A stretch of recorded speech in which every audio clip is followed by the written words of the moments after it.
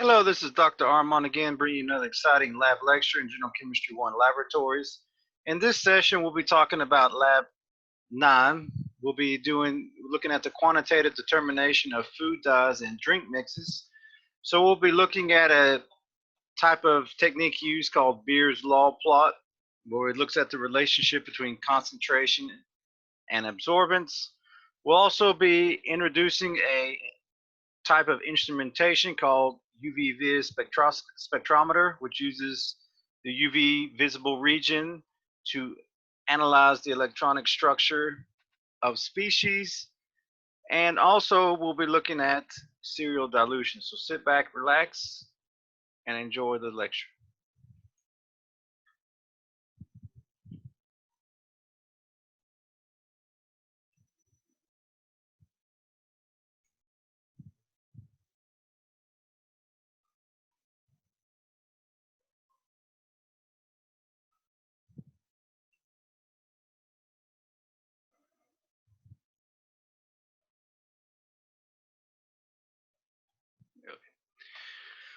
We're getting down to near the end of our lab series for this General Chemistry 1 Laboratories. We're at Lab 9, so we're going to look at how to determine the amount of food dyes in powdered drink mixes.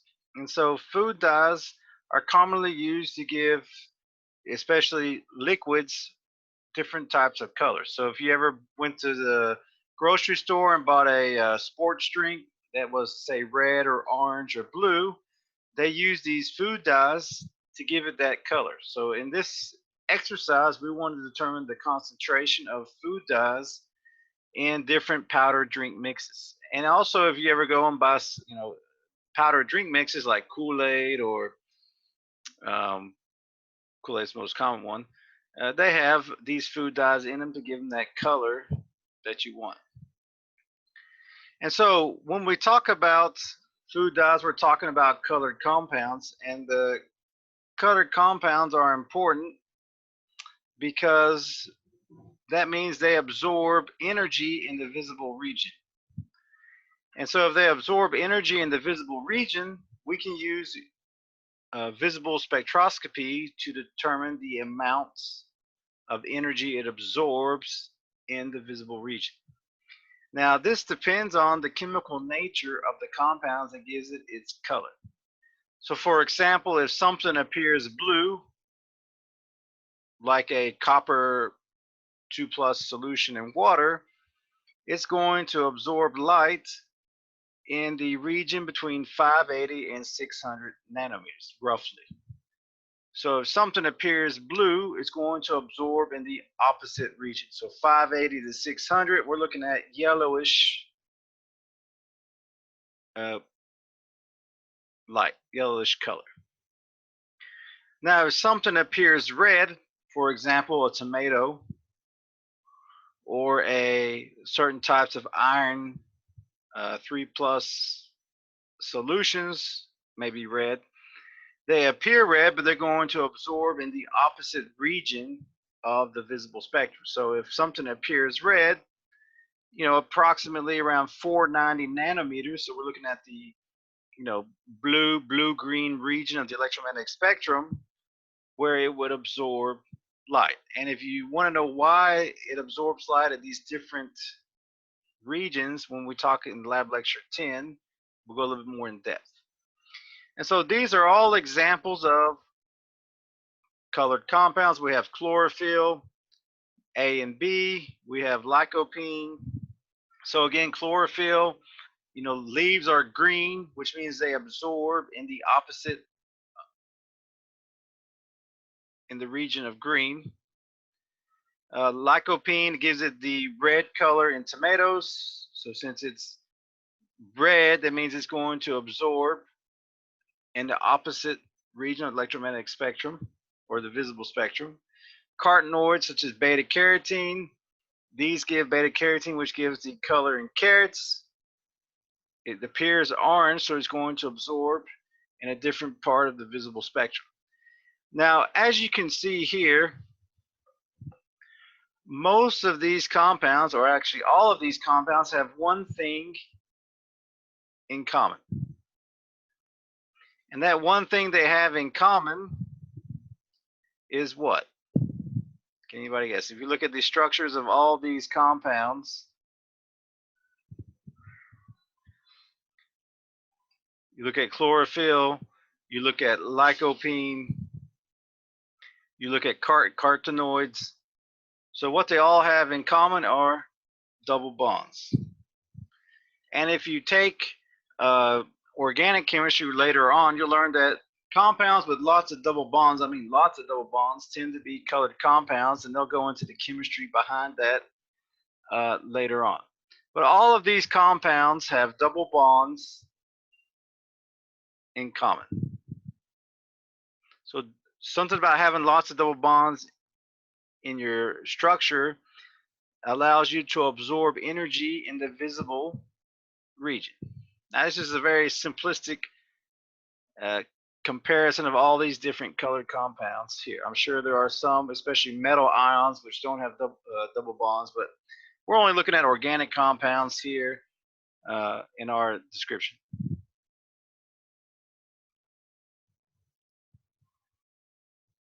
All right.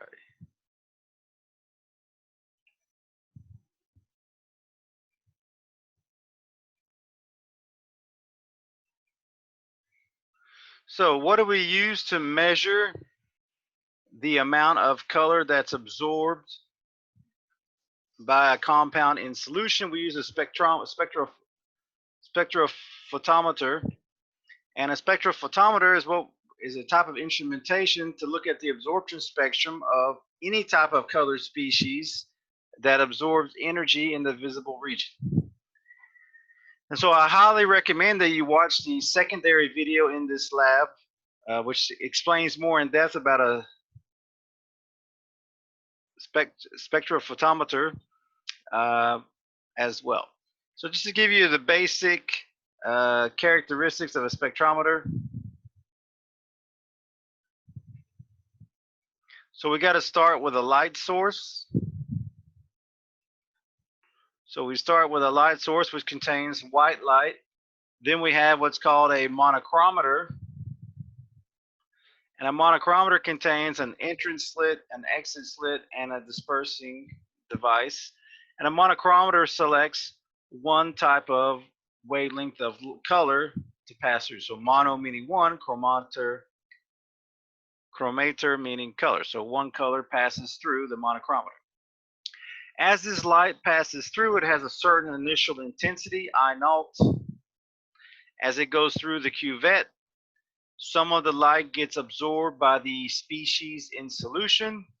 And so coming out of the cuvette, you have the final intensity, which gets read by the detector. And so the ratio of the final intensity over the initial intensity times 100 gives us what we call percent transmittance. So obviously 100% transmittance means that no light was absorbed. 0% transmittance means that all the light was absorbed in the solution. So again, the main components of a spectrophotometer is the source, the monochromator, which separates the light into the wavelength you want, the cuvette, which holds your solution, and the detector, which reads the outgoing intensity of the light. Now, when you're using a cuvette, usually there's one side that's clear and one side that's frosted. The clear side should be in the beam of the light. The frosted side is what you use to hold the cuvette to insert it into the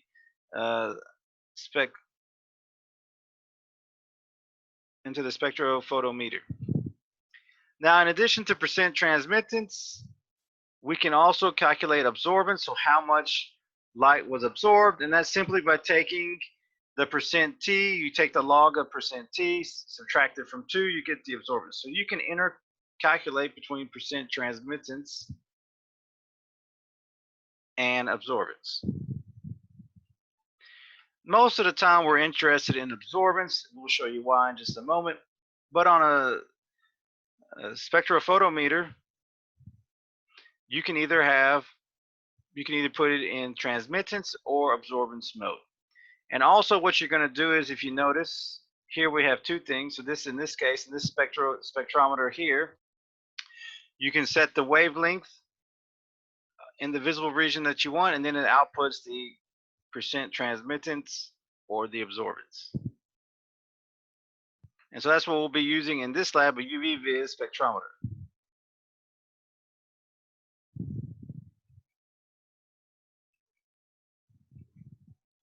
Now, when you put a sample into a spectrometer and you scan over the entire visible region, we're looking from 400 to 700 nanometers, you're going to notice that at some points, different solutions have different peaks. So they absorb the most at different wavelengths in the visible spectrum. So for example, yellow, if we look at the yellow food coloring here, since it appears yellow, it's going to absorb in the opposite region, which is in the blue to purple region. And so when you have yellow food coloring, it's going to have a maximum absorbance around 430 nanometers, 420, 430 nanometers. And so that's where you want to do, if you're going to do an absorption experiment, or you're going to look at the absorption of different concentrations of yellow food dye, you would want to put it at its wavelength where you have the highest absorbance. And so this wavelength of highest absorbance, or maximum amount of radiation that's absorbed, is referred to as the lambda max. And every compound and species has a different lambda max. So with yellow food coloring, or yellow food coloring, I would say, between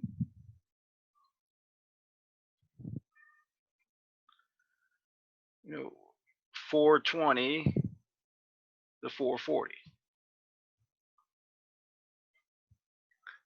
Now, since it absorbs at a lower wavelength, since it has a lambda max at a lower wavelength, that means it's a more energetic electronic transition that's occurring. So again, the smaller or the lower the lambda max, the more energetic the electronic transition those electrons are making in that molecule or species. Because remember, energy and wavelength are inversely related to one another. Now, if we look at the red food coloring has a lambda max at about roughly 550 nanometers. So if you appear red, like you have a red solution, it's going to absorb around in the green color solution. So for red food coloring,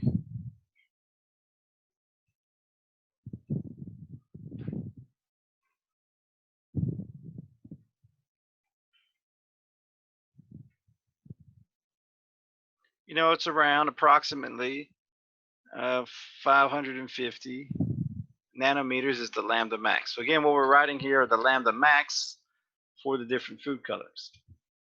Now you see green and blue food coloring have similar lambda maxes. And again, I think what green is made from mixing blue and yellow.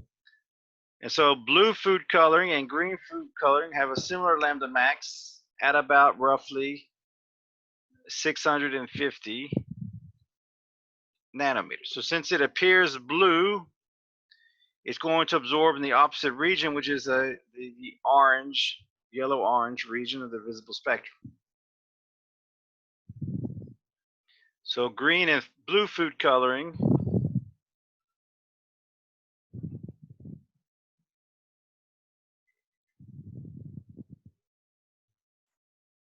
approximately 650 nanometers. And so as we go from yellow to red to green blue, green and blue food coloring, what we see is that the lambda max gets longer. So as the lambda max gets longer, the energy involved in that electronic transition decreases. Because remember, wavelength and energy are inversely related to one another. Now, what affects how much light absorbs is dependent on a few things, but one thing is how many molecules are present. So the more molecules present in solution, the more light it's going to absorb. And so if you want to increase the amount of absorbance, one thing you can do is increase the amount of concentration of your sample. Now, when we plot percent transmittance versus wavelength, where you see a low percent transmittance means that it absorbs a lot of light. So here around 400 nanometers and about 70 nanometers, this species absorbs a lot of light. So if you were looking at the absorption spectrum at 400 and 575 nanometers, in this example here, you would see absorption peaks. So generally what we look at when we're dealing with electronic transitions and absorption spectrum, we look at absorbance versus wavelength to identify where the lambda max occurs for our compound or species.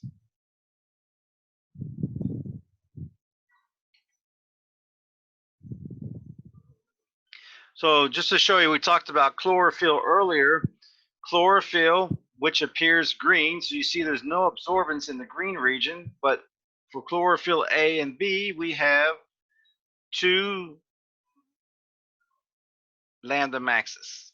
So for chlorophyll A, it's about, what is that?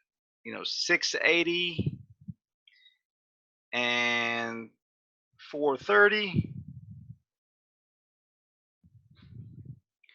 So chlorophyll A,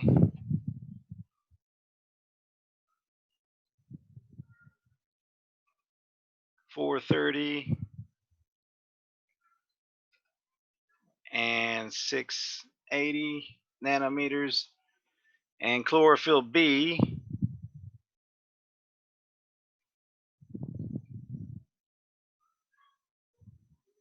is about, what is that? 470 nanometers and 650. So this is just to show you that the more complex the structure is, you may have more than one lambda max in the spectrum. So here for chlorophyll, we actually have two parts that have relatively high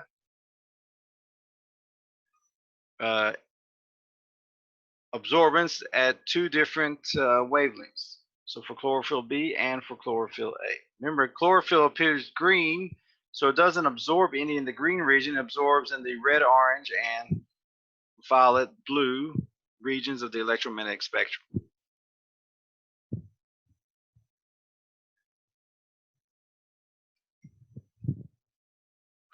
So now using absorption spectrum and UV-vis spectroscopy, we're going to be looking at what's called the Beer-Lambert Law. And so the Beer-Lambert Law shows the relationship between concentration and absorbance.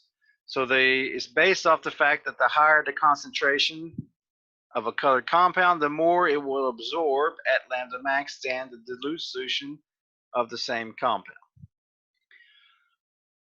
And so you can relate the concentration of a sample to the absorbance of a sample, and this is usually done with dilute solutions. If it's a very concentrated solution where it absorbs, generally if it absorbs more than about 1.1 that area, it kind of deviates from linearity. So we don't want to look at highly concentrated solutions. We're looking at dilute solutions. So Beer's-Lambert law works good for dilute solutions at the lambda max of your colored compound or species. Now there are three things that affect how much radiation can be absorbed: the nature of the compound, so we're looking at the structure of the compound, the concentration of the sample, which we talked about earlier, so the more sample you have, the more it will absorb, and the length of path of light that it travels in the cuvette. So the width of the cuvette can affect how much light is absorbed. So the longer the path is, the more light it will absorb.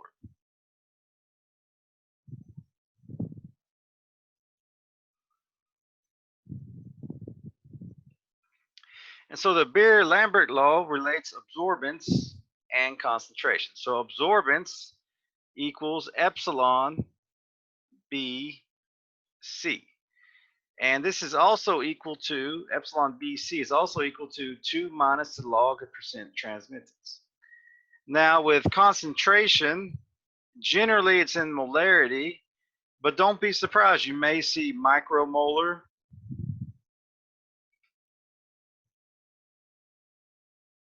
you may see millimolar,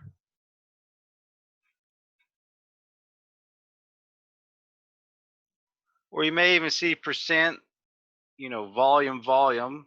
Pretty much it can be any unit of concentration, but molarity is the most common one, but it doesn't mean that it's the only one. So you can have a Beer's Law plot in molarity, concentration, micromolar, millimolar, percent, volume, solution. Now, typically, if you want to, typically it's molarity, so you get a kind of a usual units for molar absorptivity, which is in centimeter per milliliter inverse. But you can use micromolar, millimolar, etc. B is the path length, which is typically in centimeters. The universal one is usually 1 centimeter path length, but it can be different. And the molar absorptivity, or the molar extinction coefficient, is typically in these units, but it doesn't have to be, but it's typically, excuse me. And the molar absorptivity deals with the molecular structure of the compound. So different compounds have different molar absorptivities. And so where do these molar absorptivities come from is the type of electronic transition that the electrons make in the molecule or species. And so you'll learn more about this when you talk about what's called molecular orbitals, but there's an orbital called a pi orbital, and electron transfers from the pi orbital to the pi star orbital. This electron transition, these species usually have a very large molar absorptivity, whereas when you go from N to sigma star, you have a very low molar absorptivity. So again, these are the types of electronic transitions that occur, and based on which one your molecule undergoes will determine the relative size of the molar absorptivity. Now, if you take organic chemistry, you'll learn more about these different types of electronic transitions. Also, if you take inorganic chemistry as well.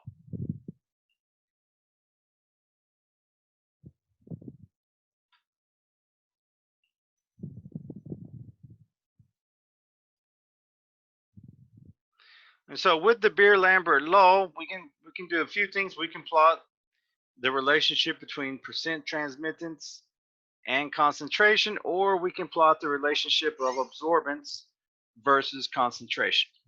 And the one that we prefer to do is absorbance versus concentration, because that gives us a linear relationship. Percent transmittance versus concentration does not give us a linear relationship. So we cannot use that with the Beer-Lambert law. And so in both of these examples here, we're plotting absorbance versus concentration. Now, absorbance has no units, so we just put absorbance on the y-axis. On the x-axis, it would be concentration along with the unit, molarity, micromolar, millimolar, percent, etc. And so what you would do is you would make a series of solutions where the concentration is known and determine the absorbance of those solutions. So these blue dots here that you see, these blue dots or data points, these are absorbances that were measured from solutions of known concentration. Once you plot these, then you would do linear regression on this data to develop a trend line for this data and an equation. And so now that you know the equation, if you know the concentration, you can calculate the absorbance, or if you know the absorbance of your unknown sample, you can calculate the concentration. Now, one thing to remember is that this, linear lines is y equals mx plus b.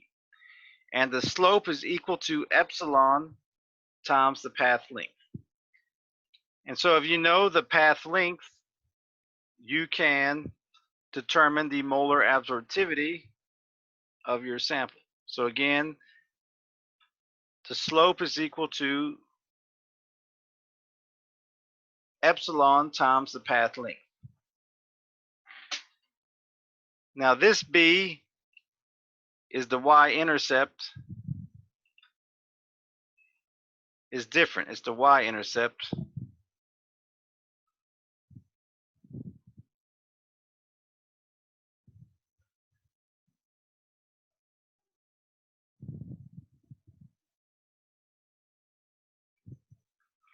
This B is the path length. They're two different numbers. So if you know the slope m and you know the path length, which is generally 1 centimeter, then you can determine the molar absorptivity of your compound. So again, absorbance is always on the y-axis, concentration is always on the x-axis. You would then make a series of solutions of known concentrations, determine those absorbances, which is what we did on these blue data points, and then perform a linear regression to get a trend line and equation so that you can determine a concentration of unknown solution, or maybe the molar absorptivity of your compound.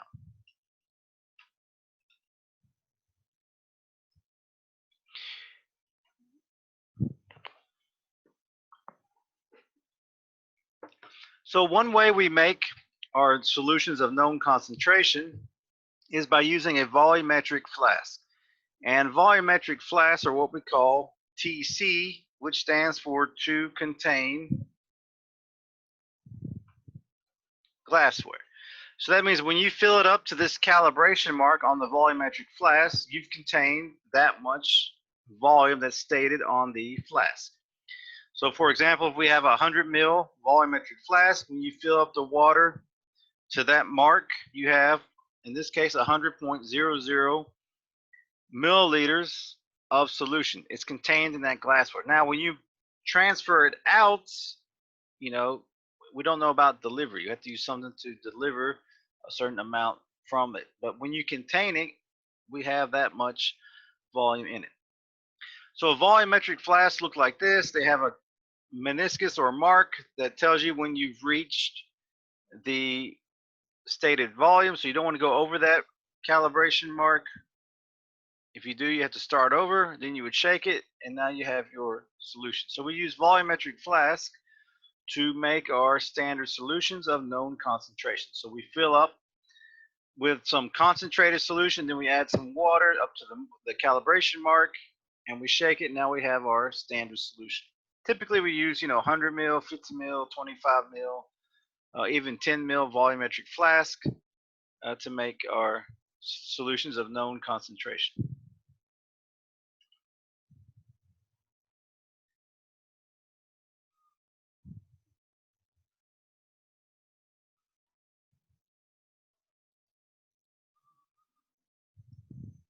So one way to prepare a series of solutions of known concentration is by something called serial dilution.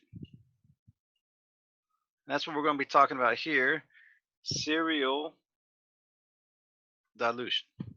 And serial dilution is kind of useful when you want to make a solution of low concentration, but you don't want to use such a very small amount of volume of your stock solution. So if you do a serial dilution, the amount of volume you need to make your solution of low concentration won't be so little that it'll be hard to measure. And so usually what we start with is a stock solution of known concentration. We make a series of less concentrated solutions, measure the absorbance, and from there we can do a Beer's Law plot. Now here, if we start with our stock solution, so we'll call it the stock, ST. This is our stock solution. We take 1 milliliter of the stock solution and we add 9 milliliters of water. Now this solution here is 1/10 our original solution. So again, we made this solution, this 10 molar solution, by taking 1 ml of the 100 molar solution and adding 9 ml of water. So now this concentration of this solution is 1/10 the original concentration. Next, after we measure the absorbance of this solution, we take 1 milliliter of this solution, add it to another flask, add 9 ml of water. Now this 1 molar solution is 1/10 the previous solution, or 1/100th the first solution. Now, if we were to make a 1 molar solution from the stock solution, we would have to measure out 0.1 milliliters, which is very hard to do. So it's easier to measure 1 milliliter of the 10 molar solution than it is to measure 0.1 milliliters of the 100 molar. Now we measure the absorbance of our 1 molar solution. We take 1 ml of that, add it to another volumetric flask, add it with 9 ml of water. Now we get a 0.1 molar solution. So you can imagine if we had to make a 0.1 molar solution from a 100 molar solution, we would need 0.01 milliliters, which is very hard to measure. So we have a lot of error in the measurement. So that's why if we do this serial dilution, it's more practical to measure a milliliter than it is 0.01 milliliters. We measure the absorbance of this solution, then we take 1 milliliter of that, add it to another 10 ml volumetric flask, add 9 ml of water. Now we get a 0.01 molar solution. Now just imagine if you had to make this from the 100 ml solution, you would need 0.001 molar or 0.001 milliliters, which is almost impossible to measure out. So serial dilution is a great technique when you need to make less concentrated solutions, but you want to use a reasonable amount of volume of the solution to make the solutions. You don't want to use a very small amount of volume. And this is a common technique that's used quite a lot. So now we're going to show you the calculations involved in doing serial dilutions. We're going to be using our famous equation, M1V1 equals M2V2, or commonly C1V1 equals C2V2. These are both the same equation. The only difference is M is just for molarity, C is for any unit of concentration. So if you have any unit of concentration, you can use this to determine the concentration or volume of a dilute solution. So here we want to prepare 50 milliliters of a 50%, 25%, and 12.5%, and a 6.25% solution using only 50 milliliters of 100% solution.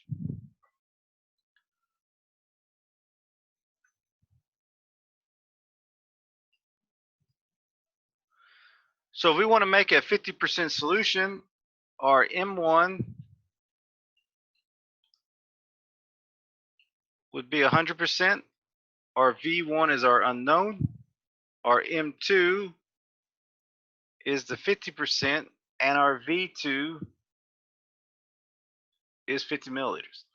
Now you can use C and D. C means concentrated, D means dilute. And so V1 is just simply rearranging this equation to solve for it. So remember, C1V1 equals C2V2. So these should actually be C's since they're not molarity. And you see that to make a 50% solution from a 100% stock solution, we need 25 mils of the 100% solution added to a 50 ml volumetric flask and fill the rest with water to the calibration mark. Now if we want to prepare a 25% solution from the 50% solution,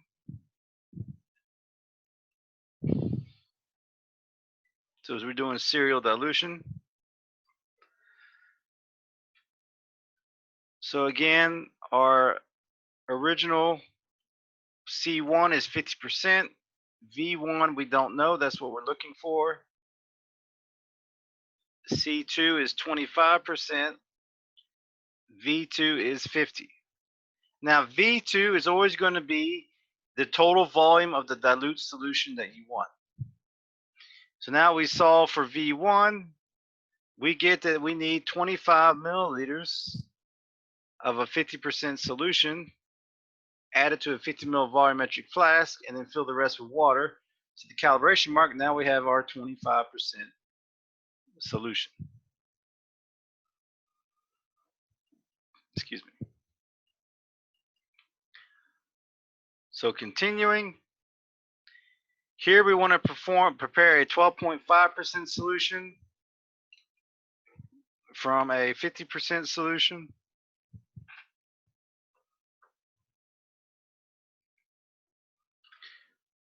So again, we know our C1 is 50%. We're looking for V1. Our C2 is 12.5. Our V2 is again 50 because we will make 50 milliliters of the dilute solution. We solve for V1. We see that we need 12.5 milliliters of a 50% solution, add it to a 50 ml volumetric flask, and then fill it to the calibration mark. So if we add 12.5 milliliters of 50% solution,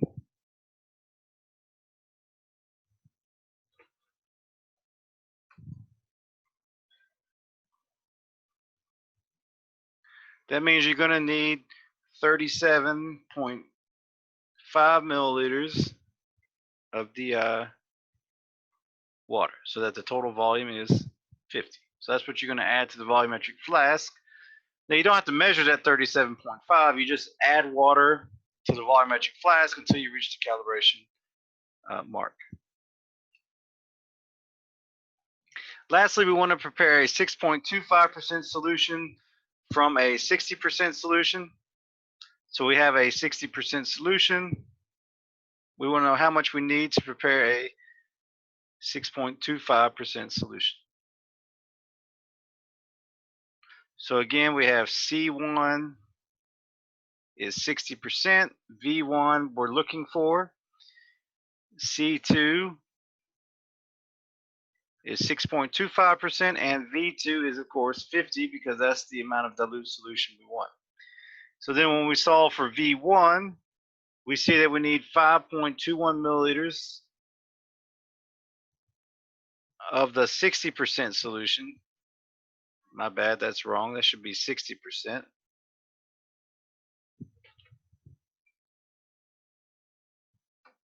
And then add this to a 50 ml volumetric flask filled to the calibration mark with the water. So in this example, we would need 5.21 milliliters of 60% solution. And then we would need, what would that be? 44.79 milliliters of the water. So these are the calculations you do to determine either the amount of concentrated solution you need, or you can rework it to find the concentration of the dilute solution.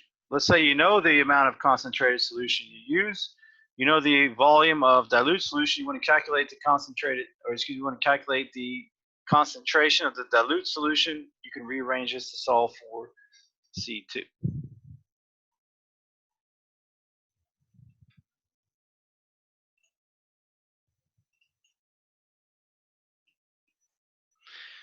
So we're getting down to near the end of the semester, so at this point you don't want to slack up in your assignments, so make sure you read over the lab lecture notes, watch the lab lecture video that we just did.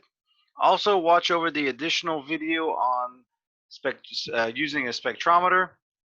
Read over the background information for this lab on the Hayden McNeil site.